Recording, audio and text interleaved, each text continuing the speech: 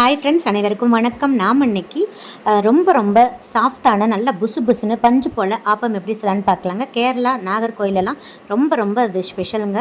இந்த மாதிரி வெயில் காலத்துலலாம் ஈஸியாக டைஜஷன் ஆகக்கூடிய இந்த ஆப்பம், இடியாப்பம் போன்ற ரெசிபிகளெல்லாம் உங்களோட டயட்டில் அடிக்கடி சேர்த்துக்கோங்க. ஆப்பம் வந்து ரொம்ப ஈஸியான ரெசிபி தாங்க. சில பேருக்கு ஆப்பம் செய்கிறதுக்கு ரொம்ப டிஃபிகல்ட்டாக ஃபீல் பண்ணுவீங்க. நான் சொல்கிற சின்ன டிப்ஸை ஃபாலோ பண்ண செஞ்சிங்கன்னா ரொம்ப ஈஸியாகவும் குயிக்காகவும் செஞ்சிடலாங்க. வாங்க வீடியோக்குள்ளே போகலாம். அதுக்கு முன்னாடி நம்ம சேனலை சப்ஸ்கிரைப் பண்ணாத நண்பர்கள் ப்ளீஸ் சப்ஸ்கிரைப் பண்ணுங்கள், சப்போர்ட் பண்ணுங்கள். வாங்க வீடியோக்குள்ளே போகலாம். பஞ்சு போல் சாஃப்டான ஆப்பம் செய்கிறதுக்கு ஒரு அகலமான பவுல் எடுத்துக்கோங்க. பாருங்கள், நான் இன்றைக்கி 1 கப் நல்லா பொங்க ரேசன் பச்சரிசி எடுத்துருக்கேங்க. நீங்கள் கடையில் வாங்குகிற மாவு பச்சரிசி கூட யூஸ் பண்ணிக்கலாங்க. இந்த கப்போட அளவு பார்த்தீங்கன்னா 200 கிராம் இருக்கும். நெக்ஸ்ட்டு அதே கப்பில் நல்லா பொங்க இட்லி அரிசி எடுத்திருக்கேங்க. நார்மலாக இட்லிக்கு யூஸ் பண்ணுவோம் பார்த்தீங்களா, குண்டான இட்லி அரிசி அதாங்க எடுத்திருக்கேன். நீங்கள் இந்த இட்லி அரிசிக்கு பதில் ரேசன் புழுங்கல் அரிசி கூட யூஸ் பண்ணிக்கலாங்க, உங்கள் விருப்பம்தான். நெக்ஸ்ட்டு அதே கப்பில் 1/4 கப்புக்கும் குறைவான அளவு உருட்டு உளுந்து எடுத்திருக்கேங்க. உளுந்தோட அளவை அதிகப்படுத்திடக்கூடாது. இப்படி கையில் அளந்து பார்த்தோம்னா ஒரு கைப்பிடி இருக்கணும், அந்த அளவு தாங்க சேர்த்துக்கணும். நெக்ஸ்ட்டு 1/2 டீஸ்பூன் வெந்தயத்தெல்லாம் மிஸ் பண்ணாமல் சேர்த்துக்கோங்க. நெக்ஸ்ட்டு ஒரு பவுல் எடுத்துக்கோங்க. எந்த கப்பில் நீங்கள் பச்சரிசி அளந்தீங்களோ அதே கப்பில் 1/2 கப் அவல் எடுத்திருக்கேங்க. நான் இன்றைக்கி ஒயிட் அவல்லையே கெட்டியான அவல் எடுத்திருக்கேங்க. நெக்ஸ்ட்டு இந்த அரிசி உளுந்தையும் நல்லா கை வச்சு அழுத்தம் கொடுத்து 2-3 டைம் வாஷ் பண்ணிடுங்க.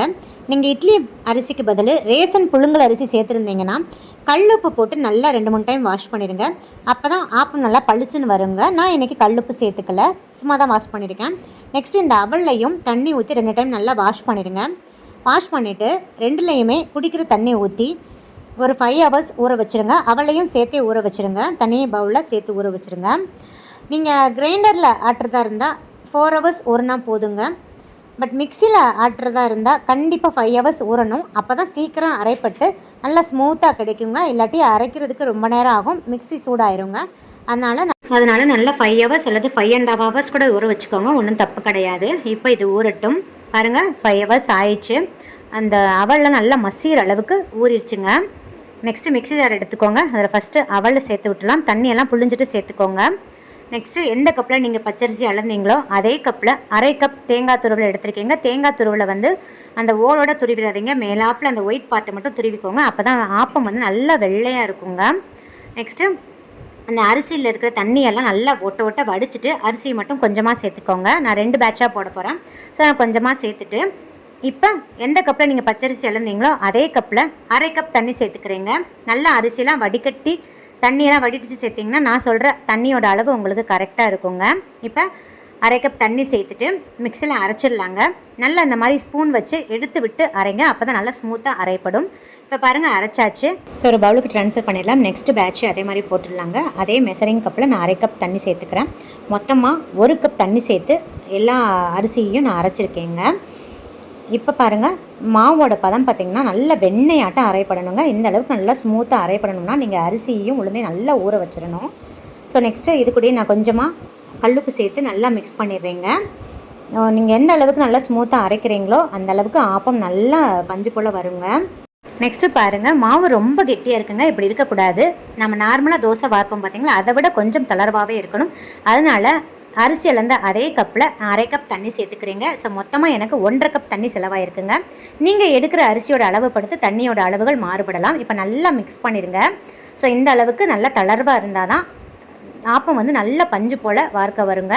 நீங்கள் பிடிக்க வைக்கிறதுக்கு முன்னாடியே தண்ணியோட அளவெல்லாம் கரெக்டாக சேர்த்து மாவை நல்லா மிக்ஸ் பண்ணி வச்சிடணும். அப்போ தான் ஆப்பம் கரெக்டாக வருங்க. புளிச்சதுக்கப்புறம் தண்ணி சேர்த்தா நல்லா ஆப்பம் வராதுங்க, எடுக்க வராது.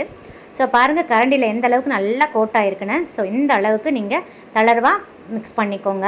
ஸோ எனக்கு 1.5 கப் தண்ணி செலவாயிருக்குங்க. இப்போ இதை மூடி போட்டு க்ளோஸ் பண்ணிவிட்டு ஒரு 8 ஹவர்ஸ் அப்படியே புளிக்க வச்சுருங்க. இப்போ வெயில் காலம் தானே, கரெக்டாக 8 மணி நேரத்தில் புளிச்சிருங்க.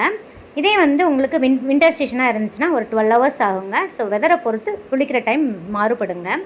இப்போ நெக்ஸ்ட் நம்ம கடலைக்கறி பார்த்துடலாம். கடலைக்கறி செய்ய தேவையான பொருட்கள்: ஃபஸ்ட்டு கருப்பு கலர் சுண்டலை நல்லா 2 டைம் வாஷ் பண்ணிவிட்டு ஒரு 8 மணி நேரம் ஊற வச்சு எடுத்துக்கோங்க. அப்படி இல்லைன்னா ஒரு ஓவர் நைட் ஊற வச்சுக்கோங்க. இப்போ நாளைக்கு காலையில் செய்யணும்னா இன்றைக்கி நைட்டே ஊற வச்சு எடுத்து வச்சுக்கோங்க. ஃபஸ்ட்டு இந்த மாதிரி ஒரு குக்கர் எடுத்துக்கோங்க. அதில் தேவையான அளவு எண்ணெய் ஆட் பண்ணிக்கோங்க. நான் 2 டேபிள் ஸ்பூன் நல்லெண்ணெய் ஊற்றிருக்கேன். எண்ணெய் நல்லா காயவும் நம்ம எடுத்து வச்சுருக்கிற பட்டை, சீரகம், சோம்பு, மிளகு, கசகசா எல்லாத்தையும் ஆட் பண்ணிடுங்க.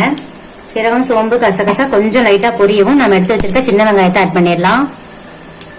சீரகம், சோம்பு நல்லா பொரிஞ்சிருச்சுங்க. இப்போ நான் சின்ன வெங்காயத்தை ஆட் பண்ணுறேன். சின்ன வெங்காயத்தை நான் முழுசாக தாங்க போட்டிருக்கேன், ஏன்னா நம்ம அரைக்க தான் போகிறோம், அதனால் கட் பண்ணலை. சின்ன வெங்காயம் இல்லைன்னா பெரிய வெங்காயம் எடுத்துட்டு நல்லா குட்டி குட்டியாக கட் பண்ணி ஆட் பண்ணிக்கோங்க. வெங்காயம் வதங்குறதுக்காக நான் கல்லுப்பு ஆட் பண்ணியிருக்கேன். வெங்காயம் ஓரளவுக்கு நல்லா வதங்கிருச்சுங்க. இப்போ நான் 2 தக்காளி எடுத்து வச்சுருந்தேன் பார்த்தீங்களா, அதை குட்டி குட்டியாக கட் பண்ணிவிட்டு ஆட் பண்ணிக்கிறேன். தக்காளி கூடயே நான் எடுத்து வச்சுருக்கிற ஒரு கைப்பிடி அளவு கருவேப்பிலையை நல்லா வாஷ் பண்ணிவிட்டு ஆட் பண்ணிக்கிறேன். அப்புறம் நாம் எடுத்து வச்சுருக்க தேங்காய் பல்லை இந்த மாதிரி மிக்சியில் போட்டு 2 பல்ஸ் விட்டு இந்த மாதிரி துருவன மாதிரி எடுத்து வச்சுருக்கேங்க. இதையும் நீங்கள் ஆட் பண்ணிக்கோங்க. தேங்காய் ரொம்ப கோல்டன் ப்ரௌனிஷாக வரணுன்ற அவசியம் இல்லைங்க, ஒரு 2 வதக்குனா போதுங்க. போட்டிருக்க தேங்காயும் ஓரளவுக்கு வதங்கிடுச்சு. இப்போ நான் 3 டேபிள் ஸ்பூன் குழம்பு மிளகாய் தூள் ஆட் பண்ணுறேங்க. உங்கள் காரத்துக்கு தகுந்த மாதிரி நீங்கள் குழம்பு மிளகாய் தூள் ஆட் பண்ணிக்கோங்க. நான் 3 டேபிள் ஸ்பூன் ஆட் பண்ணுறேன்.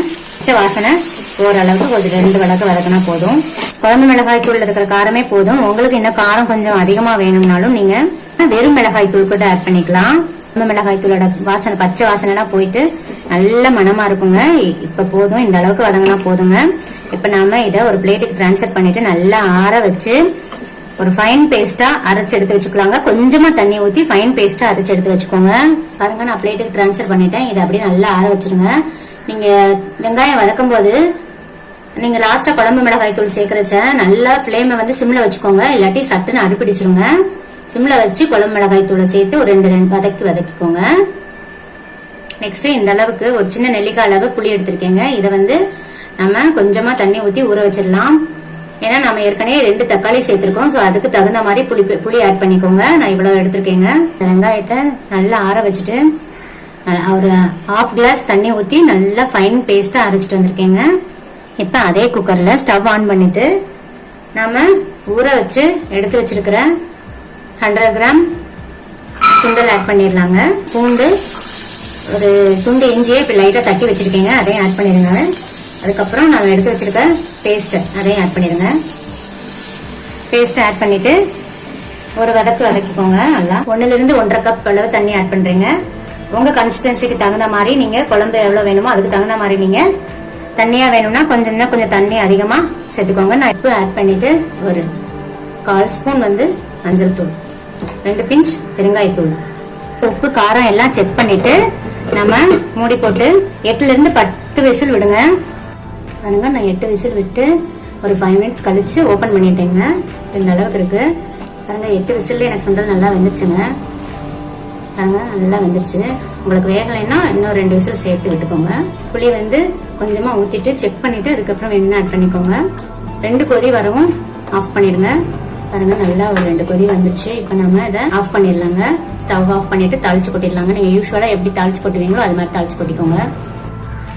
பாருங்கள், ஃபைனலாக நம்மளோட கருப்பு சுண்டல் குழம்பு ரெடி ஆயிடுச்சுங்க.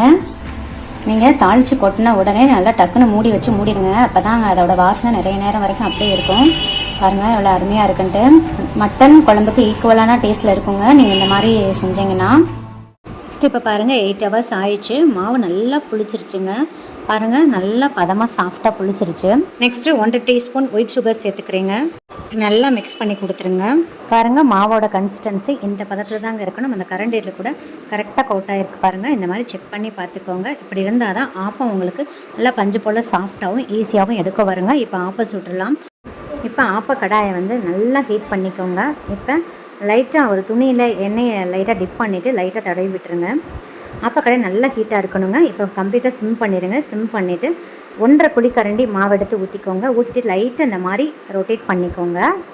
உங்கள் ஆப்பக்கடையில் எந்த அளவுக்கு ரொட்டேட் பண்ண முடியுமோ அந்த அளவுக்கு ரொட்டேட் பண்ணி விட்டுருங்க. இப்போ பாருங்கள், அந்த ஓட்டைகளாக வெடிக்குது பாருங்கள். ஃபுல்லாக அந்த ஓட்டைகள் ஃபுல்லாக நல்லா வெடித்ததுக்கப்புறம் தான் நீங்கள் மூடி போட்டு க்ளோஸ் பண்ணணுங்க. பாருங்கள், மாவு வந்து கரெக்டாக பக்குவமாக நம்ம மிக்ஸ் பண்ணியிருக்கிறதுனால அளவுகள் கரெக்டாக இருக்கிறதுனால தான் இந்த மாதிரி ஓட்டைகளாக வெடித்து வருங்க. இப்போ மூடி போட்டு க்ளோஸ் பண்ணிவிட்டு ஒரு 3 நிமிஷத்துக்கு அப்படியே சிம்மில் வச்சுருங்க. பாருங்கள், நான் இப்போ ஓப்பன் பண்ணிட்டேன். நல்லா அந்த ஓரங்கள்லாம் சிவந்து வந்துடுச்சு பாருங்கள். இப்போ பாருங்கள், எடுத்துடலாம். ஈஸியாக சூப்பராக எடுக்க வருங்க. சூப்பராக பஞ்சு போல் நம்மளோட ஆப்பம் ரெடி ஆயிடுச்சு. நெக்ஸ்ட் டைம் நம்ம ஊற்றுறப்பையும் லைட்டாக எண்ணெய் துணியை தடவிட்டு ஃப்ளேமை கம்ப்ளீட்டாக சிம்மில் வச்சுட்டு ஊற்றிக்கோங்க. சில பேருக்கு ரொட்டேட் பண்ணுறதுக்கு கஷ்டமாக இருக்கும். நம்ம நார்மலாக தோசை வார்ப்போம் பார்த்தீங்களா, அது மாதிரி கூட நீங்கள் வார்த்துக்கலாம். இப்போ மூடி போட்டு க்ளோஸ் பண்ணிவிட்டு ஒரு 3 நிமிஷத்துக்கு அப்படியே விட்டுருங்க. கம்ப்ளீட்டாக ஃப்ளேம் சிம்மில் தாங்க இருக்கணும், இல்லாட்டி அடிப்புறம் ஃபுல்லாக கருகிருங்க. இப்போ பாருங்கள், ஓப்பன் பண்ணியாச்சு. சூப்பராக அந்த ஓரங்கள்லாம் கிறிஸ்பி ஆயிடுச்சுங்க. இப்போ எடுத்துடலாம். நெக்ஸ்ட் டைம் நம்ம ஆப்பம் வாக்கும்போது லைட்டாக எண்ணெய் துணி தடவிடுங்க. இப்போ இந்த மாதிரி ஃப்ளவர் ஆப்பம் மாதிரி நம்ம வார்த்துக்கலாங்க. பார்க்குறதுக்கு ரொம்ப நல்லா இருக்கும். குழந்தைங்க இந்த மாதிரி டிசைனாக இருந்தால் எடுத்து சாப்பிடுவாங்க. ஸோ நெக்ஸ்ட்டு வந்து முட்டை ஆப்பம் எப்படி செய்யலான்னு பார்க்கலாங்க. 1.5 குழிக்கரண்டி ஊற்றிக்கோங்க. இப்போ இந்த மாதிரி ரொட்டேட் பண்ணி விட்டுருங்க. ரொட்டேட் பண்ணிவிட்டு ஃப்ளேம் கம்ப்ளீட்டாக சிம்மில் தான் இருக்கணும். மூடி போட்டு க்ளோஸ் பண்ணிவிட்டு ஓரளவுக்கு வேக வச்சுருங்க. இப்போ 2 நிமிஷம் கழித்து ஓப்பன் பண்ணிவிட்டு நான் ஒரு முட்டையை கலக்கி வச்சுருக்கேங்க. ஊற்றிடுங்க. ஊற்றிட்டு அந்த முட்டையையும் லைட்டாக அந்த மாதிரி ரொட்டேட் பண்ணி விட்டுருங்க. எல்லா இடத்துலையும் அந்த மாவோட எல்லா இடத்துலையும் படுற மாதிரி ரொட்டேட் பண்ணி விட்டுருங்க. இப்போ கொஞ்சமாக சால்ட்டு, அப்புறம் பெப்பர் தூள், நெக்ஸ்ட்டு ஜீரகத்தூள் சேர்த்துக்கோங்க. சேர்த்துட்டு அந்த முட்டை ஓரளவுக்கு வெந்திருக்கும் பார்த்தீங்களா, வெந்துட்டு ஒரு மாதிரி ஜெல்லி பதத்தில் இருக்கும். அந்த டைம்லையும் லைட்டாக அப்படியே ரொட்டேட் பண்ணி விட்டுருங்க. அப்போ தான் எல்லா இடத்துலையும் நல்லா கோட் ஆகுங்க. ரொட்டேட் பண்ணி வச்சுட்டு ஃப்ளேமை கம்ப்ளீட்டாக சிம்மில் தாங்க இருக்கணும். இந்த ப்ராசஸ் எல்லாமே சிம்மில் வச்சுட்டு தான் செய்யணும். இப்போ மூடி போட்டு க்ளோஸ் பண்ணிவிட்டு 2 நிமிஷத்துக்கு அப்படியே விட்டுருங்க. இப்போ ஓப்பன் பண்ணி பார்த்தோம்னா நம்மளோட முட்டை ஆப்பம் ரெடிங்க. சூப்பராக செம்ம டேஸ்ட்டாக இருக்கும். கண்டிப்பாக இந்த முட்டை ஆப்பம் ட்ரை பண்ணி பாருங்கள். இப்போ ஆப்பக்கடாய் இல்லாதவங்க நார்மல் தோசை கடாயிலையும் வறுத்துக்கலாங்க. தோசை தவாவை நல்லா ஹீட் பண்ணிடுங்க. ஹீட் பண்ணிவிட்டு ஒரு குழிக்கரண்டி மாவு எடுத்து ஊற்றிடுங்க. ஸ்ப்ரெட் பண்ண வேண்டாம்.